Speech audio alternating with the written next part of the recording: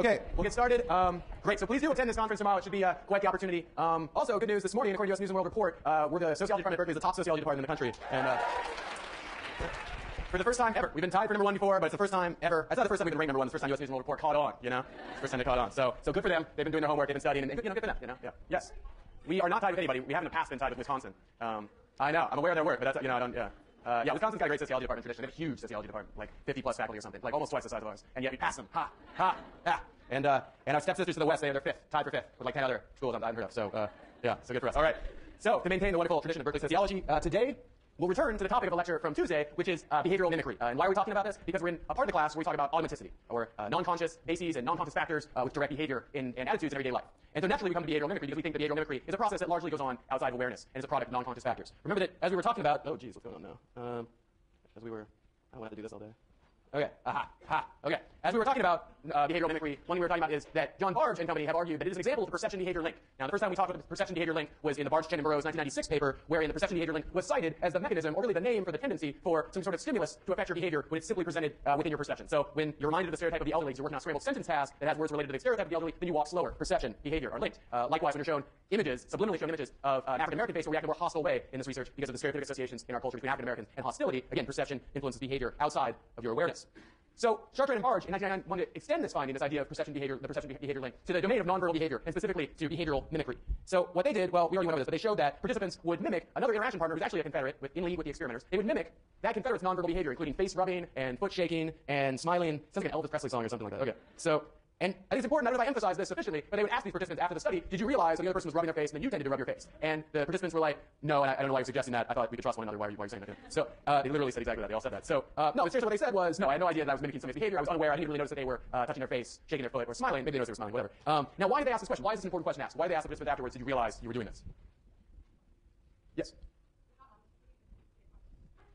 Exactly. If they did this consciously on purpose, then it wouldn't be an example of automaticity. It would not be a non-conscious process. So, for example, it could be that in interaction, people imitate one another's behavior totally on purpose, totally consciously. You know, maybe they pick up behaviors, they go, oh, that's a cool behavior, I'm going to start doing that, because that's awesome, you know? Maybe they do that. Maybe they do it as a conscious strategy to convey flattery or some kind of positive feelings towards the other person in a way to butter them up and make interactions go better. You know, maybe they say, oh, that person's shaking their foot, I'm going to purposely shake my foot, because imitation is the highest form of flattery and then they'll like me more. Now, these are not likely things, right? We don't think that people do consciously imitate and mimic one another. We don't think that's the typical thing, but, you know, they need to eliminate that as an alternative explanation, and so they did by asking people, did you realize you were doing this? And they were like, get the hell out of here, I have no idea what you're talking about. So that's how they established reasonably well that this is a non-conscious process. Then we talked briefly about this study that was done in the Netherlands, showing that when servers repeat back to customers their order word for word, gotta do it word for word to make it happen as well as possible, then they would be tipped at a higher rate. This is further evidence for the idea that mimicry, behavioral mimicry, or in this case linguistic mimicry, can increase liking for the mimicker or liking of the mimicker. And this brought us naturally to a question of, you know, what's the extent of this effect? Are all behaviors mimicked? Or are there some behaviors maybe which aren't mimicked? Are there some behaviors that elicit their opposites when they're done? Now, what am I talking about? Well, Tiedens and Fergal in 2003, they had this hunch that there's certain kinds of nonverbal behaviors that don't tend towards mimicry and similarity and conformity, that there isn't this tendency for people to enact the same behavior, but maybe for certain kinds of nonverbal behaviors, ones that are associated with hierarchy, status, power, dominance, there's a sort of natural tendency to take the complementary role, to take the opposite, take on the opposite nonverbal behavior. And I was talking about a variety of nonverbal behaviors that have been shown to be associated with hierarchy and dominance in non-human animals as well as humans. So, for example, where I come from in the South, there's this big difference between seeing somebody on the street going like that, give a little bit of a chin thrust there, give one of those. I see that, okay. You too, all of you back there. And there's a big difference between that and going like that, which is just submission, just like it's over, I've lost, you win, you know, please don't hurt me. That's where I come from, that's what that means. And you gotta be careful going around going like that, because somebody might do that back to you, and then two chin thrusters, and bad things can happen, you know, some really bad stuff can happen. So Tiedens and Fergal were like, okay, well maybe these dominance-related behaviors, where there's clearly one behavior that's a more dominant position, or you know, whatever, or nonverbal behavior, that there's a tendency for the other person to then take the less dominant one, more submissive position. And so here's how they tested this idea. What they did was they had participants, again, work with a confederate on a painting description task. Remember Barge and Chartrand worked on a photo description task. This is a very similar task. They're describing paintings now. And what they did was they had you, say you're a participant in the study, you would interact with a confederate, and a confederate was trained to assume one of two different postures. One of three different postures. One was an expansive posture, so arm over the arm of the other chair, or maybe both chairs, your legs crossed with ankle over knee. So what else is it? Right, so in this condition, you'd be like this, you know, and you'd be like really spread out, expansive, or the confederate would be like that, and you'd be confronted with that, and you'd be terrified. You'd be very, very intimidated. Another one would be constrictive, and my body doesn't even do this naturally, you know, but you'd be like slouched, constricted like this. This is not natural for me, I never do this. So, and then in the third condition, you would be in a neutral position, where you sit straight up, your arms are on, and your legs are a bit apart. So just kind of normal, the way, you know, most people would sit, I guess, like that. Not intimidating, but also not a submissive position either. And I don't know about you, but I'm kind of thinking, wow, that expansive position is not that intimidating, right? You know, it's not, just looks kind of slouchy. I don't necessarily think that it would intimidate me or cue some kind of dominance role or anything like that. The constrictive one, I kind of get that, but in any event, past research indicates that expansive body postures are associated associated with dominance across species. So, what happens when two animals come in contact and they're scared of each other, or they think about fighting one another? Hair stands on end. They get up on the tops of their toes. They try to get their heads higher. That's kind of logic behind the chin thrusting. Sometimes animals will expand feathers or limbs in order to take on as big of a shape or size as possible, and essentially try to say, I'm huge, don't mess with me. Likewise, if an animal is trying to signal to the other animal that there's no conflict here, I'm not going to try and fight you, they try to get down. Like dogs will do that. They put their paws forward and try and hug the ground and get lower and kind of say, look, there's no conflict here. Calm the hell down. So, the results. So participants are confronted with a confederate that's either in this very expansive position or this very constricted one, and then they're interested, or the neutral one, and they're interested in, while they do this painting task, how big of a position will the participants adopt? How will their posture be affected by the person that they're working with? And so, the way that they test this is, can you stop talking? The two of you there? Can you please stop talking? Thanks. The way that they did this is they videotaped the participant adopting whatever posture they want in response to the confederate, and then they took a measure every minute with a ruler. So then they play it on a video screen, and they use a ruler to measure how expansive is the subject. So again, you're confronted with either the expansive person, the constricted, this is still very intimidating. Mind you, because I'm doing this, and then the neutral like that. And then you supposedly are changing your posture, and then it's videotaped, and then they take like a ruler on a monitor and go, okay, every minute, how expanded or constricted are you? And what do you think their predictions are? Or what do you think their basic idea here is? What their hunch is? What their prediction is? Yes. Right, that you'll tend to do the opposite. So if you're presented with the expansive body posture, you'll tend to constrict. If you're presented with the constricted body posture, you'll tend to expand, and then neutral will just be neutral. Somewhere in the middle won't really influence you. So one thing they did, before the confederate even walked in, they checked and made sure do people have the same, across these three conditions, they have on average the same degree of postural, expansiveness, which is a word I did not know about until I read this paper, postural expansiveness. And people did have about the same amount of constriction versus expansion before being presented with the confederate. But then, when being presented with the confederate, participants who worked with the expansive confederate tended to adopt a more constricted posture. Participants who were exposed to the more constricted postures tended to adopt a more expansive body posture, and then the being presented with a neutral body posture was somewhere in between. I don't remember exactly. I remember they didn't get any gender interaction effects, that it didn't differ by gender, but I don't remember exactly how they studied that. So I'm not positive. But if you email me, I can send you the paper and you can check it out. So one thing to take from this is these are fun, things to know to play slide tricks on people you interact with. So the mimicry one, I don't know if I told you this, but after we read the mimicry paper after it came out when I was in graduate school and we all read it in the seminar, we all became hyper aware of this tendency to mimic other people's behaviors, and we'd be talking in the hallways, and we'd cross our arms, and the other one cross our arms, and be like, no, I'm not gonna cross my arms, because you don't want to be, you don't want to be subject to these social influences, right? Like a social psychologist, you're supposed to come up with the principles, not fall prey to them. So, and besides, we all want to be unique, right? We all want to somehow be above this and not do cognitive dissonance reduction or conformity or obedience to authority or what have you. We all want to be unpredictable outside of the scope of these theories somehow. But likewise, the complementarity one is fun. I actually had a student in this class last year who was who tested the complementarity thing on all of her professors in their office hours, went to their office hours and tried to adopt expansive body postures and reported back. I don't know how she didn't really, systematically recorded data, but she said that there was this tendency for them to constrict, and hide under their desks in terror. So I would never, ever, of course, advise such conduct, but you might have a little bit of fun with this. You might test it out, see how far it goes.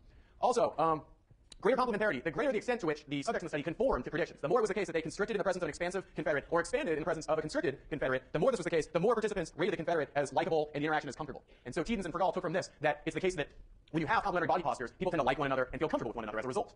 But are there any other possible explanations for this finding? This finding that the more complementarity, the more they tended to then like and feel comfortable with the other person.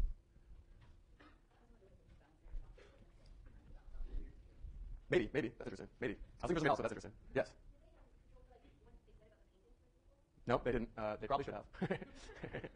Okay, well, as an experimentalist, one thing that I think of when I see this, when I see them making the claim that the more you tend to adopt the complementary body posture, so you're being presented with one or another kind of body posture. Then you tend to adopt the complementary one, and then you also report around the same time on a survey that you like a person and you feel comfortable with them. And they're claiming that A led to B led to C, okay? They're claiming that the body posture you're presented with directed your adoption of body posture, and the more you did that, the more you felt comfortable and liked them. But a critic who's savvy to experiments could say, maybe what happens is the more you like them and feel comfortable with them, the more you tend to adopt the complementary body posture. But they've got the causality wrong here. It's not the case that the comfort and the liking comes after the complementarity, it causes the complementarity. And so when you're presented with a certain kind of body posture and you like and feel comfortable with them, then you'll tend to adopt the complementary one, but you wouldn't otherwise. So they designed a second study to get at this question because they're experimentalists and they're very worried about these kinds of things. Some people wouldn't be there, this kind of thing keeps social psychologists up at night.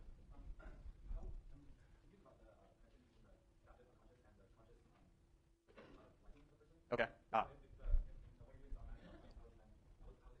Okay, this whole process is supposed to be non-conscious. How is it you can consciously report? How does it influence conscious feelings of liking and comfort? Well, I think it's the case that these people don't know why they feel greater liking and comfort than these other subjects in this other condition. They just report it. And then we're inferring that the difference, because everything seems to be controlled in this study, that the difference is that there was complementarity here and not complementarity there, or that highly complementarity the more they tend to report that. And so in a way, it's a lot like an automaticity process where something that is consciously done, like rating of liking or walking or something, you're aware you're walking, but you're not aware of the influence on the speed of your walking.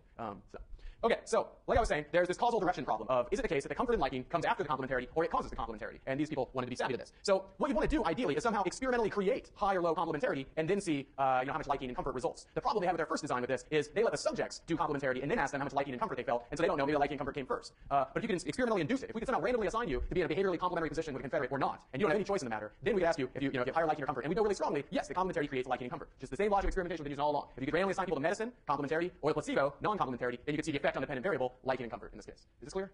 Okay, so Now we're going to do an experiment where they try to create complementarity. But now, how do you do this, right? Like, how do you experimentally make the subject's body posture be the same or the opposite from the Confederates? I mean, they can try to influence the subject, but they need to be getting it right every time here. They need a strong manipulation where every single subject they know is perfectly complementary or perfectly non-complementary. They need to be manipulating their behavior, or their body posture. How the heck do you just directly manipulate somebody's body posture? You can't just walk in and say, okay, now I want you to put your arm like this and put your leg like this, and you don't mind, do you? Okay, great. You know, that'd be very strange. That'd be very, very strange. So what they did was they told participants, we're going to attach you to a galvanic skin response machine. Does anybody know what a GSR, galvanic skin response machine, is?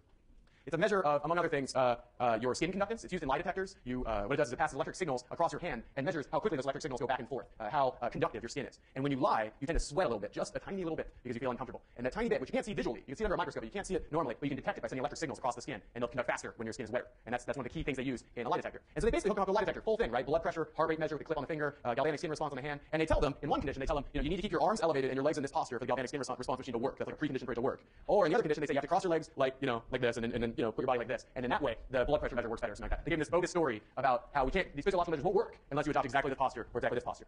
Okay, so they found a way to convince subjects 100% of the time to either be in a constricted or expansive position. Very, very clever, I would argue. By the way, if you're interested in galvanic skin response at the Exploratorium in San Francisco, that awesome kids museum, which I would never go to without a child, they have a galvanic skin response machine in like the back left. They have some really cool psychology type stuff, and it's just a simple one where you just put your finger. It's essentially galvanic skin response. It doesn't use electricity. You just put your finger under a microscope, and then they say, think of like some embarrassing thing that happened to you, or a time you lied or got in a lot of trouble, or something, and then you can see little tiny beads of sweat come out of the pores of your finger. It's totally awesome. It's really, really awesome. It's hard to do a little bit though. You got to kind of think of something really embarrassing. All right, I'm not telling you what I thought of. So they arranged it. So now they make a 4-condition study. Okay, 4 conditions are this: they attach you to all these crazy machines and then probably don't even turn them on, and they make you adopt the constrictive or the expansive position, and then you're presented with a confederate that you interact with, who also is randomly assigned to be constricted or expansive. So they've created 4 conditions: expansive with expansive, constricted with constricted, expansive with constricted, and constricted with expansive. And their prediction is that when it's complementary, expansive with constricted, constricted with expansive. When they're complementary, they'll be more liking. The subject will say, oh, I like that person, I like that interaction more. When they're not complementary, when they're the same, expansive with expansive, constricted with constricted, they'll be less liking. They'll be less comfort in the interaction. And that's what they found. They found that the complementarity tended to lead to liking when experimentally induced. It's a great finding. And one of those results is kind of weird, right? Like, for some reason, you actually feel more comfortable when you have the constricted position and they have the expansive one. When you're in the submissive position and they're in the dominant one, you actually feel more liking, even though you're adopting the submissive position. So that's like a strong test of their claim, right? Because you wouldn't normally think taking on this submissive position, this low power, low dominant position would be comfortable or generate positive feelings or liking. You wouldn't really think that normally. But it did. It did in this case. And it was a strong test of their claims about complementarity. Like, even complementarity that disadvantages you, you'd even prefer that, and you would. Any questions about this? Yes? No, I think they didn't even turn the machines on. I think they just, or maybe they turned them on but didn't record anything. It's actually very expensive to use these machines, and they may not even know how to. They were kind of just a cover story for getting their bodies into a certain position. Oh, I don't know. I have to reread the paper. Yeah. You can email me also. Yeah.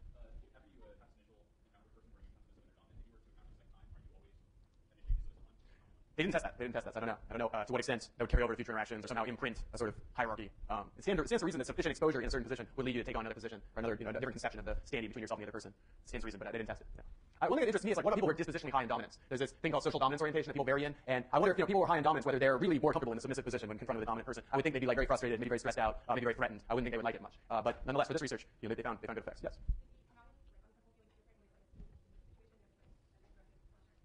The mean ratings of liking were like almost identical in the 2 complementary and the 2 non-complementary situations. So, yeah, people felt about the same level. I think they just reported liking for this one, for the participant, and maybe the interaction itself. And it was about the same when you were submissive with dominant as dominant with submissive. It was about the same. And then it was always lower when it was dominant with dominant and submissive with submissive. Yes? Oh, trying to like get out of the kind of arranged position. I don't know. I mean, they said that people, adopted the position that they told them to, but that would be interesting to try to pick up like subtle deviations from it. If people were sort of like, I know I'm supposed to do this, but I really want to constrict because this person's intimidating me or something. I don't think they really tested for that. I think they felt like the manipulation worked pretty well and they pretty much stuck to where they set them. But it would be very interesting if there were like subtle shifts like that. Yeah. Terrific question. Okay, so I would say that the answer is one of the conclusions from this lecture. I would say the answer is for certain kinds of behaviors, people tend to mimic one another. For certain kinds of nonverbal behaviors, people tend to mimic. And the greater that mimicry, the more liking, comfort, cohesion emerges in that interaction amongst those people. The more you might identify with the person and so on, feel similar to them and like them. But for certain kinds of behaviors that tend towards hierarchy, where we have associations of hierarchy, mimicry is not normal. Instead, differentiation and complementarity is what's normal. We feel uncomfortable when we mimic on hierarchically oriented behaviors like chin thrusts and expansive body postures. It doesn't feel natural. It doesn't feel good. You don't tend to mimic. And likewise, when you have complementarity in those kinds of situations, then you tend to get higher liking and cohesion because those are associated with hierarchy and therefore differentiation. And it's the differentiation hierarchy that makes you feel comfortable. And you feel like the flow of interaction, the fluidity, the expectation of hierarchy and differentiation is somehow violated when the people do mimic. So they tend not to, and tends not to make people feel good. Does that make sense? Okay. Yes. Like across cultures? They have, I don't know if they've done all this across cultures. I know that they haven't done the expansive, constricted body posture across cultures. It's a good question. To what extent is culturally universal? Because given that similar patterns are found in non-human animals, you might think all of this is a sort of basic biological process that humans have by nature. But until you show that something like these effects are robust across cultures, you would have limited confidence in that claim. Yeah.